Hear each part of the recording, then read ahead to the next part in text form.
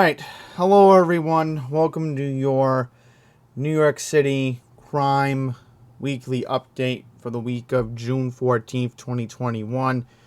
A lot to get into as usual. It just never seems to calm down the crime news. And, of course, as you know, we're going to lead off with how New York One, once again, doesn't have crime on their homepage.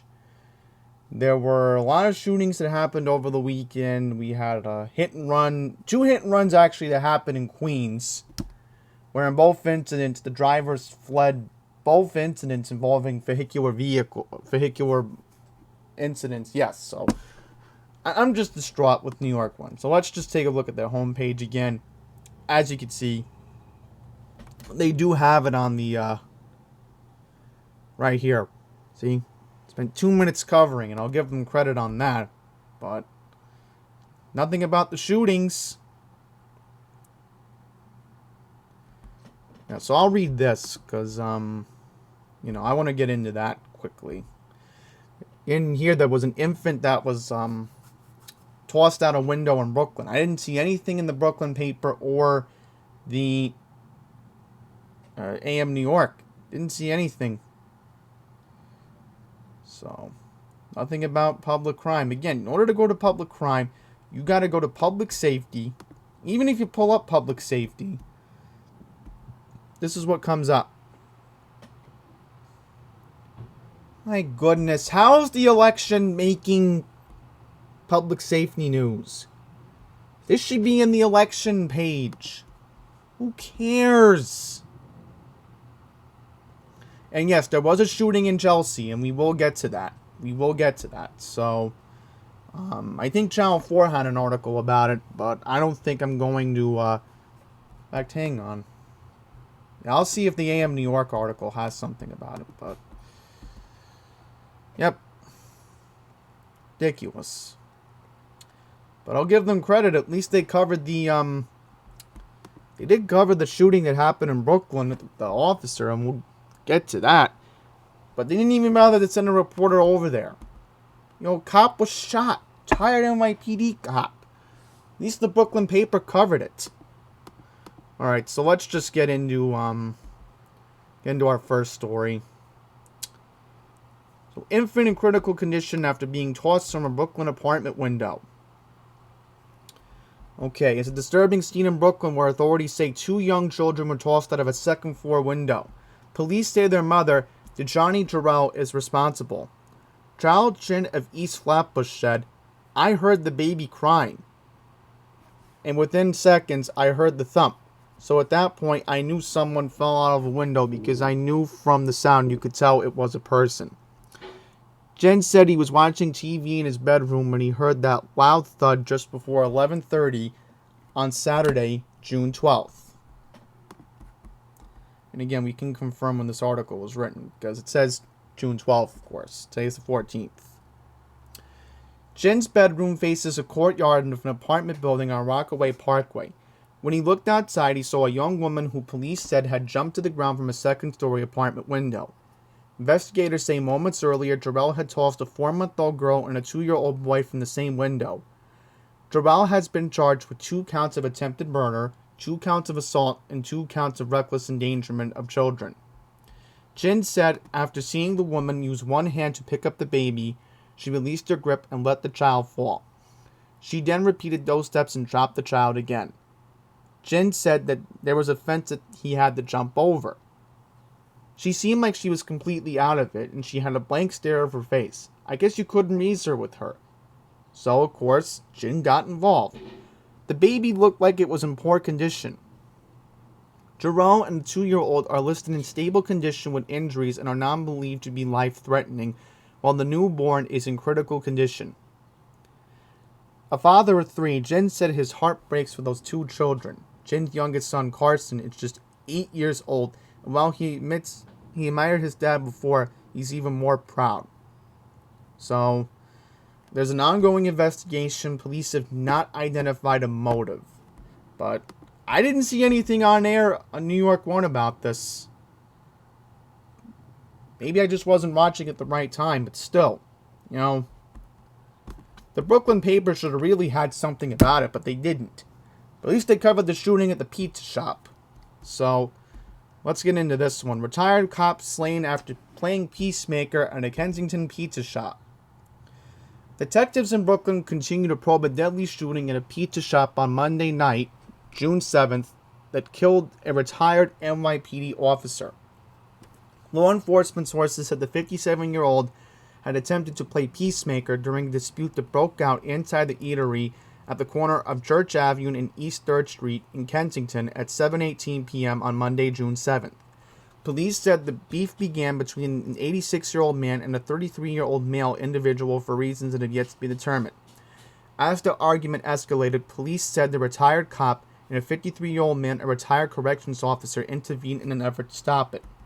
That led to a physical struggle between the 33-year-old man, the retired cop, and the retired corrections officer, which spilled out the pizzeria and headed down the block on Church Avenue. According to Deputy Chief Joseph Galata, commander of Detective Bureau Brooklyn South. During the physical exchange, Galata noted the retired corrections officer pulled out a weapon and fired one shot, which wound up striking both the retired cop and the 33-year-old man. So I'm gonna use this as the thumbnail this week. Figured it would be appropriate. So I'm just saving it right now, as you can see. Officers in the 66th Precinct and EMS units responded to the incident. Upon arrival, the officers found a retired officer shot in the chest and a 33-year-old man struck in the right arm. Paramedics rushed both victims to Maimonides Medical Center, where the retired officer was pronounced dead a short time later. Police have withheld his identity at this time, pending family notifications. The 33-year-old man who was in the fight remains hospitalized at Maimonides in stable condition. No charges have been filed so far in the ongoing investigation. Oh, and then look at this. Hours later, in the wee hours of June 8th at 4:12 a.m., a 28-year-old man died after being shot in the neck in front of an apartment building at 48 Lewis Avenue in the Bedford-Stuyvesant section. I can't believe nobody covered that one. That's the media these days. It says here, officers in the 79th Precinct initially responded to a spot spotter activation in the area. Spot spotter is the NYPD system of sensors which are trained to pick up the possible sounds of gunfire across the city. Upon arriving, the officers learned that the wounded victim had been taken by private means to Woodhull Hospital. They subsequently learned that he died there shortly upon his arrival. Police have withheld the victim's identity pending family notification. So far, no arrests have been made in the shooting in Bedford-Stuyvesant. At this point, police have yet to determine the possible motive for the murder or the shooter's descriptions. Okay, so here's what you need to do. You know, any information about any of the shootings, call the Crime Stoppers at 1-800-577-TIPS 8477 in Español 888-577-4782, which is pista. You can also submit tips online at www.nypdcrimestoppers.com or on Twitter at NYPDTips. All calls and messages are kept confidential. So, apparently this was an AM New York. Apparently it was. Oh, and I'll get to this at the end. I'll save this for the ending.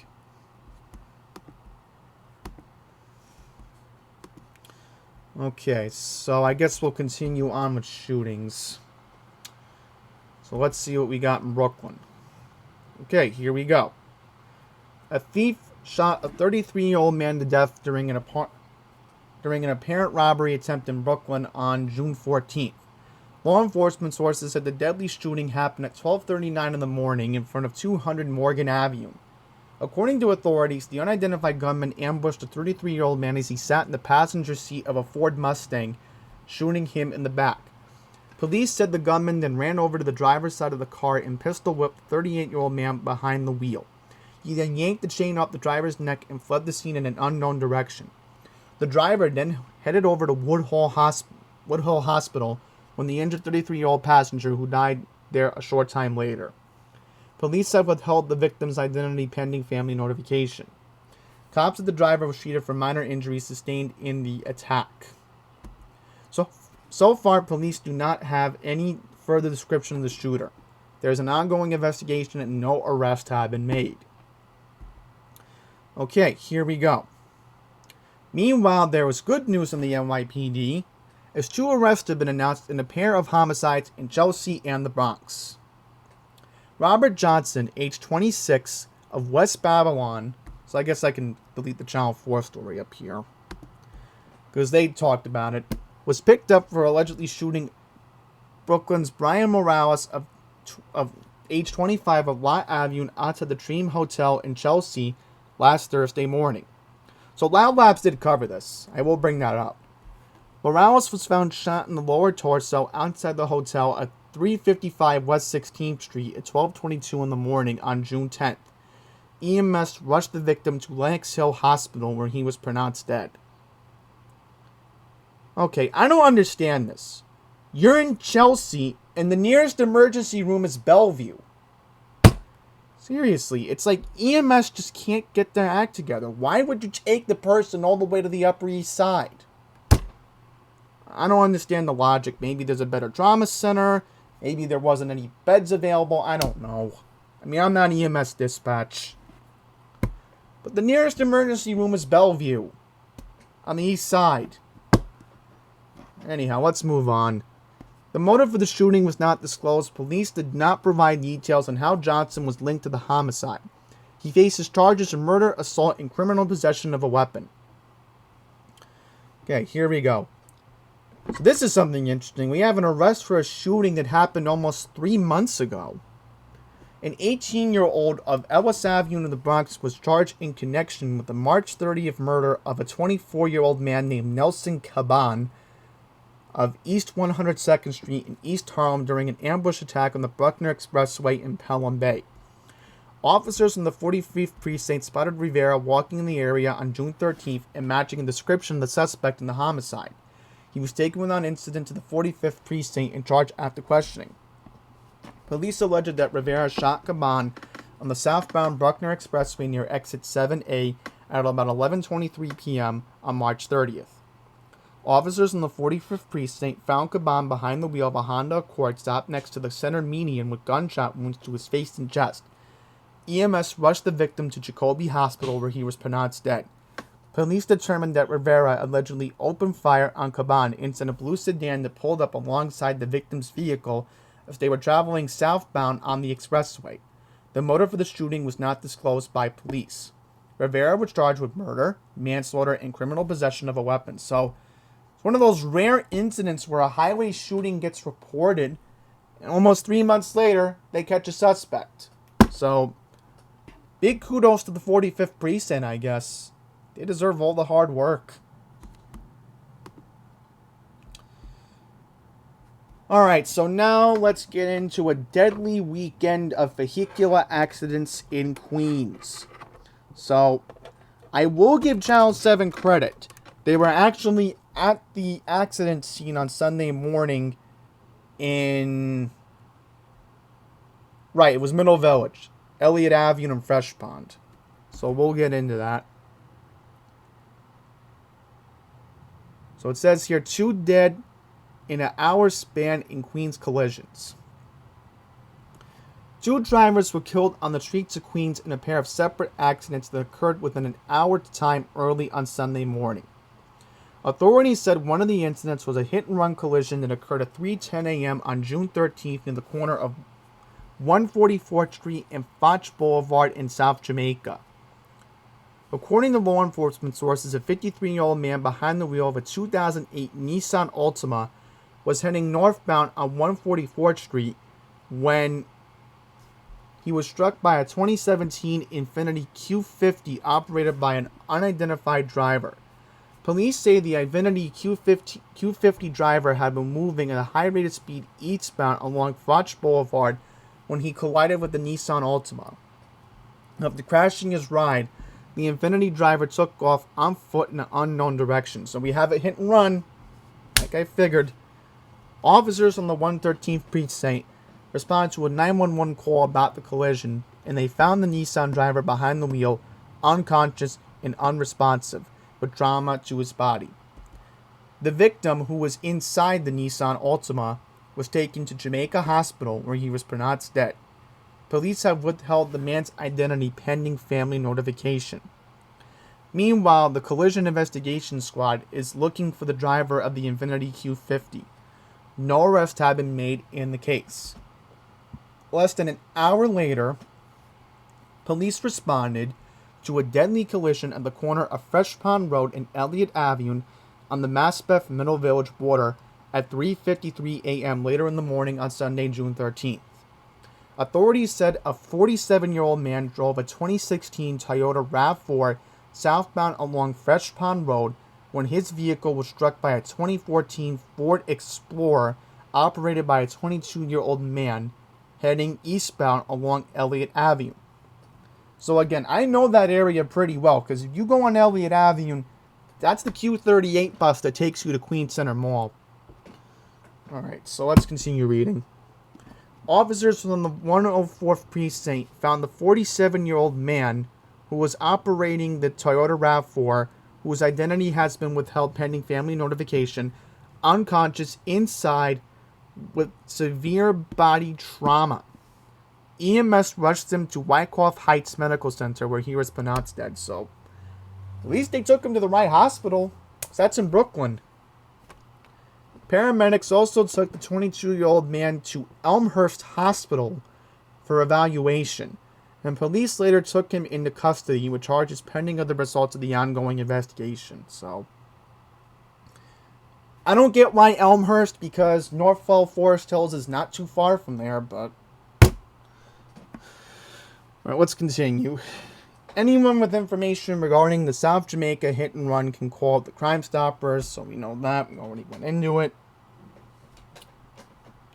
But at least we have an arrest in the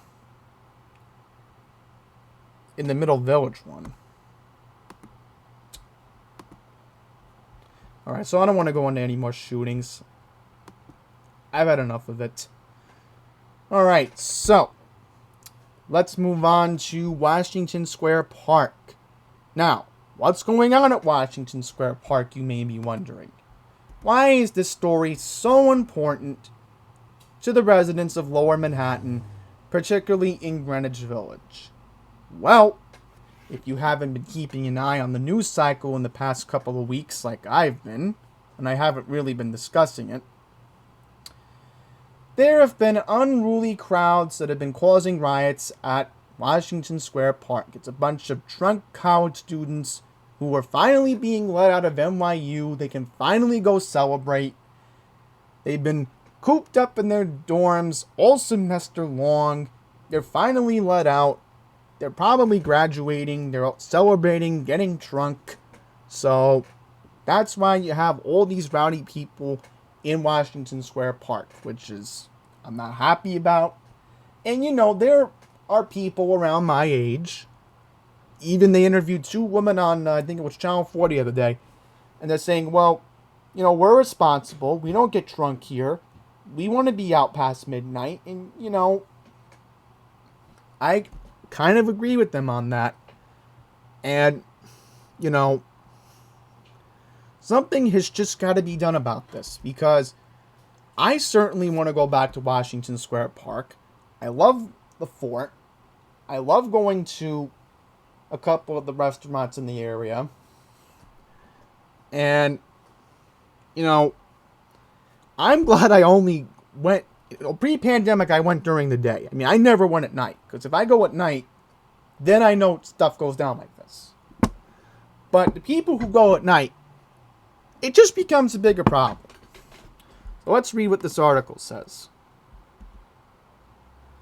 The battle for Washington Square Park raged on as protesters and revelers were out in full force to take back the park.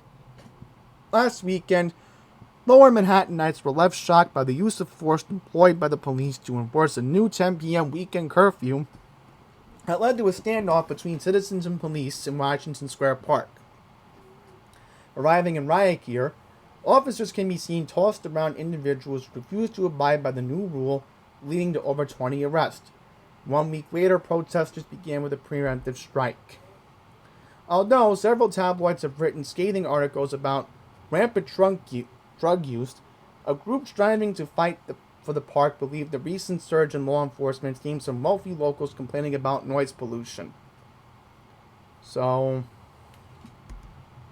it just gets so complicated. It really does. And then in one of the nearby buildings around Washington Square Park, you have a protester who's complaining about the curfew, and the doorman's like, oh, come on, I don't want to deal with this. I have to be there for the residents of my building who are paying these ridiculous Manhattan rent prices. And again, I can't blame these people. They're upset that they have to deal with this noise, and, as I said, you're paying all this ridiculous rent money to live in the village, and, this is what you're paying for. So, there you go. More protesters. Sorry about one of the pictures, but you get an idea. You get an idea on how bad this is getting. These people are so rowdy at the park. It's like crowd control does become an issue. It just does. Like I said, I'm sorry about the pictures, but you get the idea of how bad it's gotten at Washington Square Park. Okay, we're going to move on now. Let's talk about this story that's been going on in Manhattan. We have an arsonist who has been arrested for causing numerous incidents around Chelsea and the East Side. Fire marshals slapped the cuffs of a 49-year-old man who allegedly went on an arson spree across Chelsea and the East Side of Manhattan earlier this month. Patrick Glynn is accused of setting off a dozen separate fires between 4 and 6:30 a.m. on the morning of Wednesday, June 2nd, lighting up trash, debris, and even 2 outdoor dining areas. 4 of the fires occurred in Stuyvesant Park, and 5 of the trash fires extended to adjacent buildings, causing serious damage, the FDNY noted. Firefighters were able to quickly bring all of the fires under control.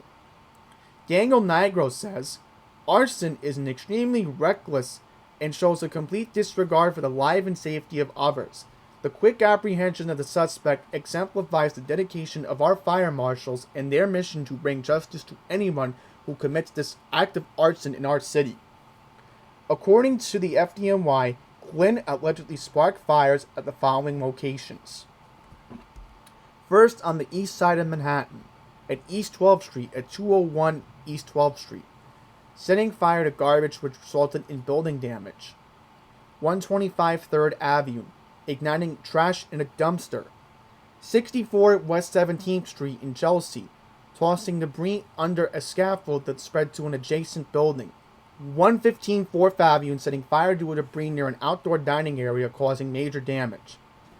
1 East 15th Street, torching the exterior of a building.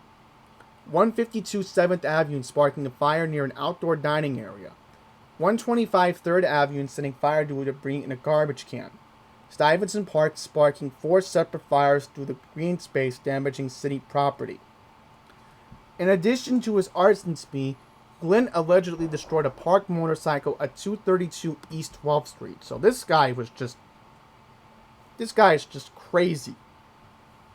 Glynn faces multiple counts of arson in the 2nd and 5th degree and an additional count of criminal mischief. So think of it as like Joker, except this guy is not Arthur Fleck, and this guy may be even crazier than him.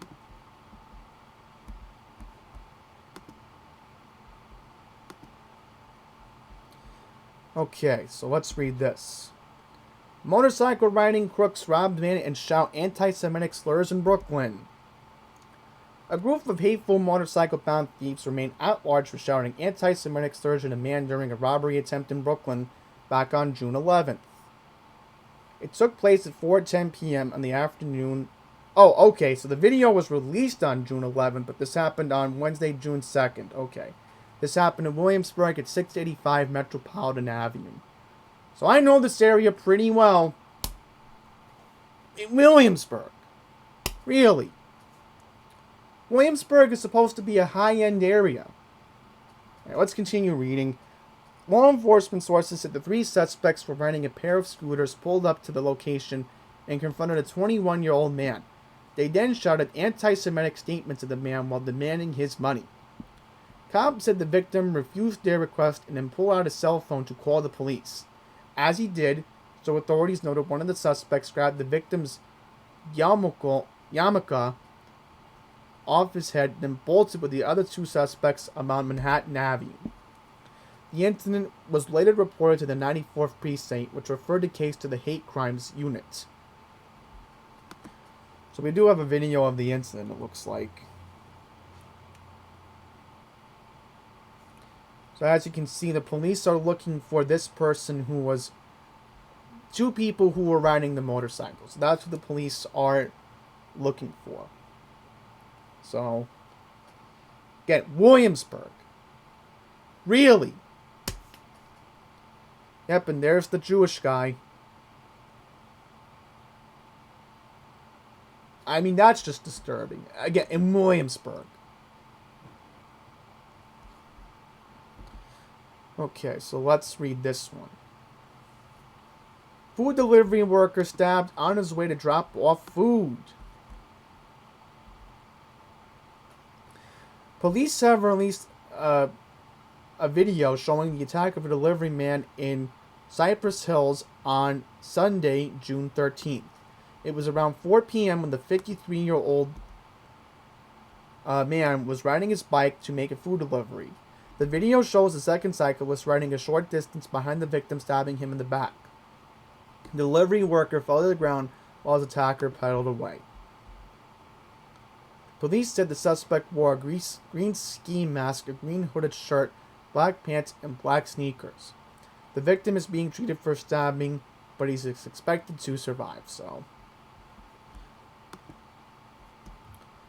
And then this gets very interesting. And the craziest thing that you could imagine. A firearm was tossed from a bus that landed near the campaign office of New York City mayoral candidate Eric Adams. Yep. You just cannot make this stuff up. You just can't.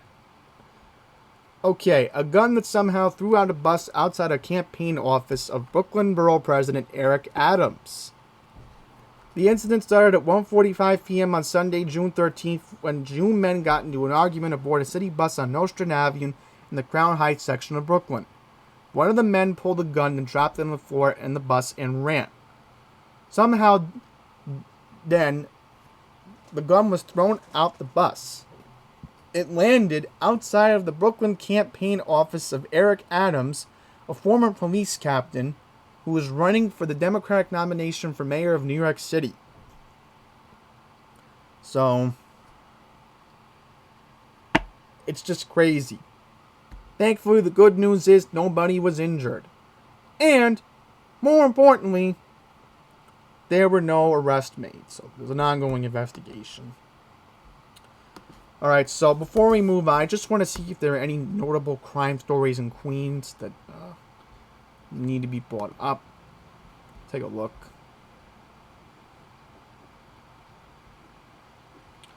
Okay. Just taking a look.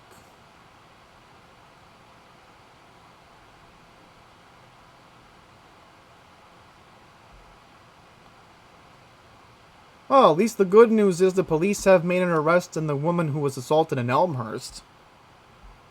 Yes, that's what I was looking for. There was a incident reported in Astoria.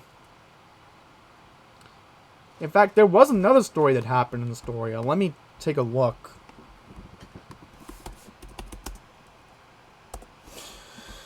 Let's take a look. Let's see. Yeah, here we go. Channel 7 brought it up. There are two stories we need to bring up in Astoria. So first up, video shows violent fight slashing New this morning surveillance video outside of a deli in Astoria. So let's read this. Surveillance video shows a violent fight that broke out in May outside of a deli in Astoria. The fight happened at May 19th at 4 a.m. outside the deli at 38-02 31st Street in Astoria. Police say the incident started with a verbal dispute when it escalated into a physical fight.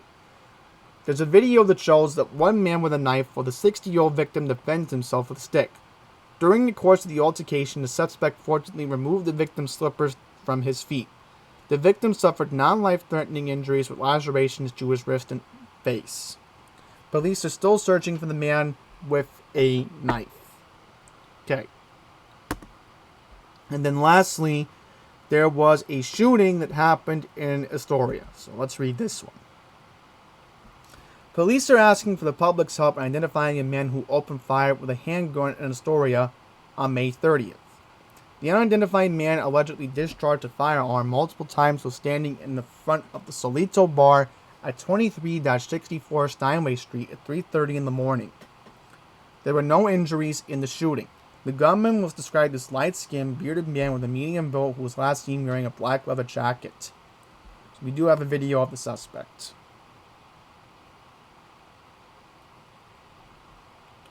That's a brief video, obviously. Okay, so last but not least, before we move on to subway crimes, I should have had this organized better. We have a therapy dog that was robbed in a carjacking in Brooklyn. Thankfully, the good news is the dog has been found. A beloved therapy dog stolen during a violent carjacking in Brooklyn has been found. Luna was found on Utica Avenue and Linden Boulevard in Brooklyn, according to the owner's granddaughter, Isabella. Police released disturbing video that showed the suspects carjacking a 73-year-old woman before driving off with her dog still in the car. Authorities say the suspect pulled the victim out of her Honda Civic just after 1 p.m. near Mill Avenue and Mayfair Drive. The car was found abandoned in Williamsburg on Wednesday, but the dog was missing. So, thankfully the dog was found, but there is a suspect that they're still looking for. Oh, that reminds me, there was one more story in Central Park. Here we go. I can find it.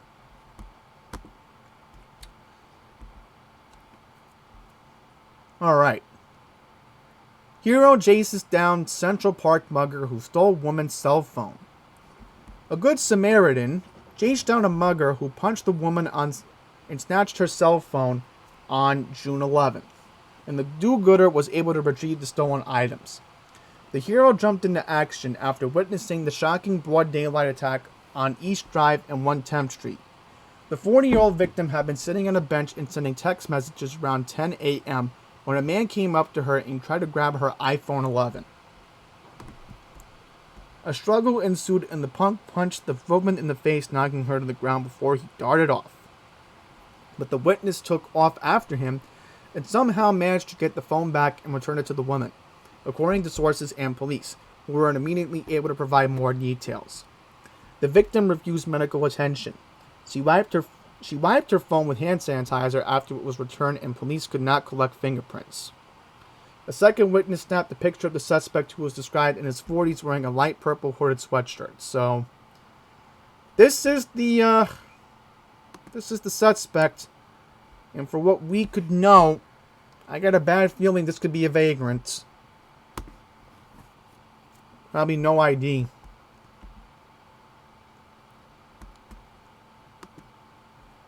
You know, they get so desperate to steal. Probably was thinking, I can just steal it and then get quick cash for it. So, there you go. Alright. So, we're going to finish off with a couple transportation stories this week. First up, 3 subway crimes, and then we're going to get to some good news about McGinnis Boulevard in Greenpoint. First up, Queens subway rider pushed downstairs and robbed of $450 in cash. 4 crooks shoved the subway rider down the stairs at a Queens station, then stole his backpack and wallet with $450 in cash. The suspects zeroed in on the 41-year-old victim while riding the A train towards the Beach 67th Street in Far Rockaway on June 1st, around 2:30 in the morning. The robbers tailed the man through multiple train cars, then pounced when he reached a platform staircase and put him in a headlock. The man wrestled his way out of the grip, only to be pushed down by the stairs and robbed of his bag and wallet. The victim declined to be taken to the hospital. The suspects are still being sought. Cops released surveillance images of the suspects Friday night in the hopes that somebody can recognize them. Anyone with information can call the Crime Stoppers. So, can't really get you a picture because then I get the ads and I don't want to deal with them. Daily News is just a complicated website. Okay.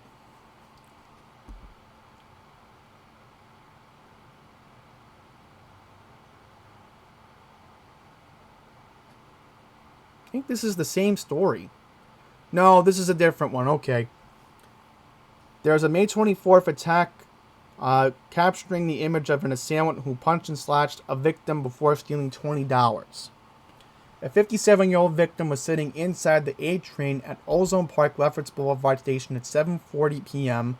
on May 24th when the crook, without uttering a word, punched him in the face, stabbed him in the chest, and then grabbed the man's wallet.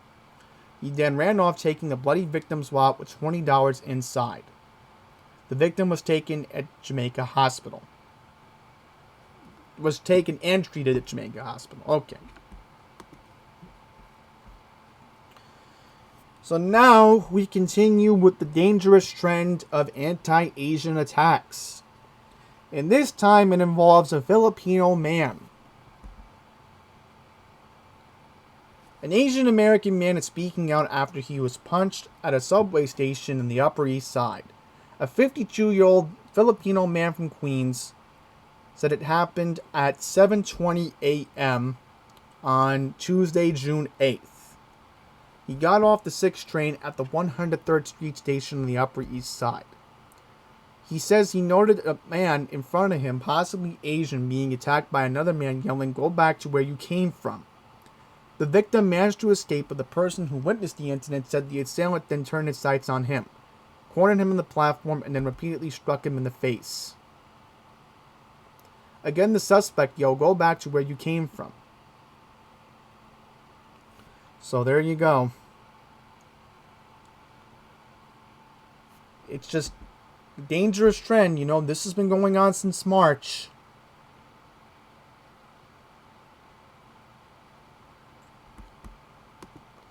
Okay, last but not least, McGinnis Boulevard. As you know, there was a hit and run a couple weeks ago, and now New York City wants to invest $39 million to redesign it. So,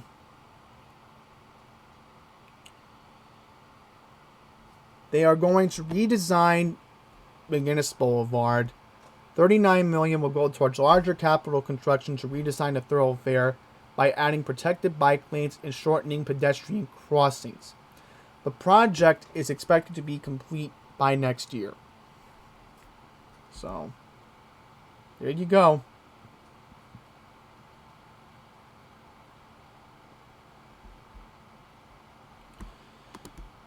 Alright, so that's going to wrap up this week's crime news update video. And I'll always be on watch, and noticeable trend again, I will be back next week with another update. So until the next one, please take care.